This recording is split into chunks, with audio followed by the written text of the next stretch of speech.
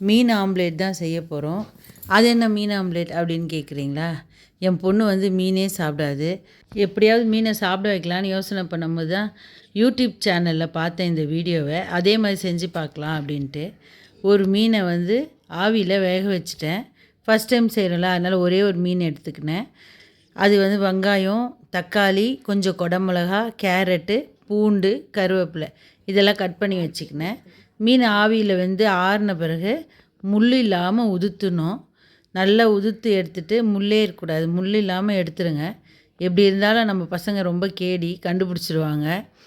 அதுக்கப்புறம் வந்து இது எல்லாத்தையும் நல்லா வதக்கிக்கிட்டோம். கொஞ்சம் சீரகம் போட்டு, கடுகு போட்டு, கருவேப்பிலை, பூண்டு, வெங்காயம் எல்லாம் போட்டு நல்லா வதக்கணும். குடமிளகா, கேரட்டு, தக்காளி எல்லாம் போட்டு நல்லா வதக்கிட்டு, வதங்கினதுக்கு பிறகு 1/4 ஸ்பூன் மஞ்சத்தூள், 1/4 ஸ்பூன் மிளகாத்தூள், தனி மிளகாத்தூள், அப்புறம் 1/4 ஸ்பூன் கரம் மசாலா. நம்ம ஒரே ஒரு ஆஃப் மீன் எடுத்துருக்கிறதுனால எல்லாம் 1/4 ஸ்பூனு. உப்பு போடவே இல்லை நம்ம இது வரைக்கும், அதனால் இப்போ உப்பு 2 ஸ்பூன் போட்டுக்கிறேன்.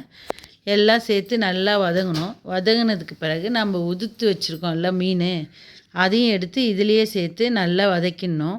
தக்காளி வெங்காயத்தோடு சேர்த்து மீனும் நல்லா வதங்கிடணும். வதங்கினதுக்கு பிறகு 2 முட்டை எடுத்துக்கலாம்.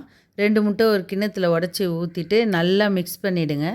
1 ஸ்பூன் சுடுதண்ணி ஊற்றி நல்லா மிக்ஸ் பண்ணுங்கள். சுடுதண்ணி எதுக்குன்னா முட்டை நல்லா வந்து உபரியாக வரும். நம்ம வந்து ஆம்லேட் போட்டோம்னா அதுக்கு தான் சுடுதண்ணி.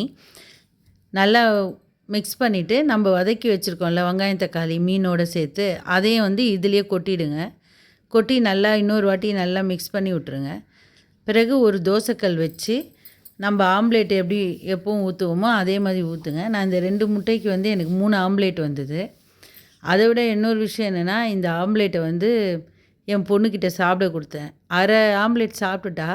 சாப்பிட்ட பிறகு கண்டுபிடிச்சிட்டா, இது ஆம்லேட் மாதிரி இல்லையே, இதில் ஏதோ மிக்ஸ் பண்ணியிருக்கியே அப்படின்னு கண்டுபிடிச்சிட்டாங்க. நம்ம பசங்கள்லாம் எப்படி நம்மளை விட கேடி இல்லை, கண்டுபிடிச்சிட்டாங்க. இந்த மாதிரி உங்கள் பசங்களுக்கு கொடுத்து ட்ரை பண்ணி பாருங்கள் சாப்பிட்றாங்களான்ட்டு. உங்கள் வீட்டு பசங்க கண்டுபிடிச்சாங்களா இல்லையான்னு எனக்கு கமெண்டில் சொல்லுங்கள். இந்த வீடியோ பிடிச்சிருந்தால் லைக் பண்ணுங்கள், ஷேர் பண்ணுங்கள், சப்ஸ்கிரைப் பண்ணுங்கள்.